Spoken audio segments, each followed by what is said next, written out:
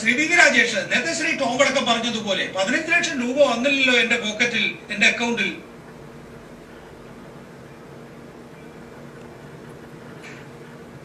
നികേഷ്, ഇന്ന് രാവിലെ 9:40 റിപ്പോർട്ടർ ചാനലിൽ ടെലിഫോണിക് ഡിസ്കഷനിൽ ഞാനും ബഹുമാനപ്പെട്ട ശ്രീ ടോം വടക്കനും പങ്കെടുത്തിരുന്നു. അഭിലാഷ് മോഹനാണ് ആ ചർച്ച നയിച്ചത്.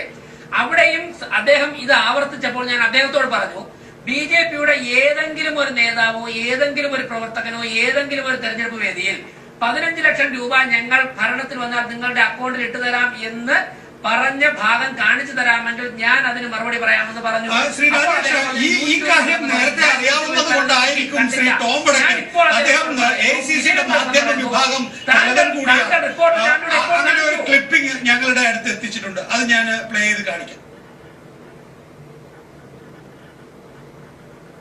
ये जो चोर लुटेरों के पैसे विदेशी बैंकों में जमा है ना, उसने भी हम रुपये ले आए ना, तो भी हिंदुस्तान के एक गरीब आदमी को मुफ्त में 15-20 लाख रुपए भी मिल जाएगा. इतने रुपये.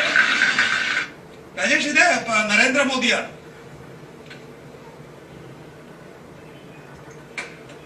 അല്ല, നരേന്ദ്രമോദിയാണത്. നികേഷ്, അത് നരേന്ദ്രമോദിയാണ്. അദ്ദേഹം എന്താ പറഞ്ഞത്? പറയണം, അദ്ദേഹം എന്താ പറഞ്ഞത്? എന്താ പറഞ്ഞത്?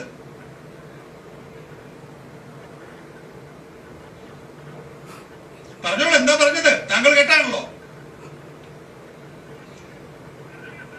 അല്ല, ഞാൻ പറയാം, ഈ ക്ലിപ്പിംഗ് അദ്ദേഹം കൊണ്ട് നിങ്ങളെ ഏൽപ്പിക്കുമെന്ന് അറിഞ്ഞുകൊണ്ട് തന്നെയാണ് ഈ ചോദ്യം ഞാൻ ചോദിച്ചത്. എന്താണ്?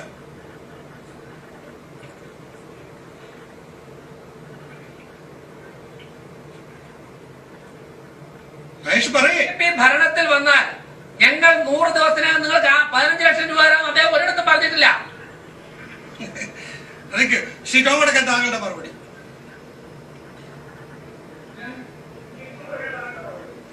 7 നവംബർ 2013 സ്ഥലം കൻകർ, ഛത്തീസ്ഗഡ് ഇലക്ഷൻ റാലിയിലാണ് പറഞ്ഞത്.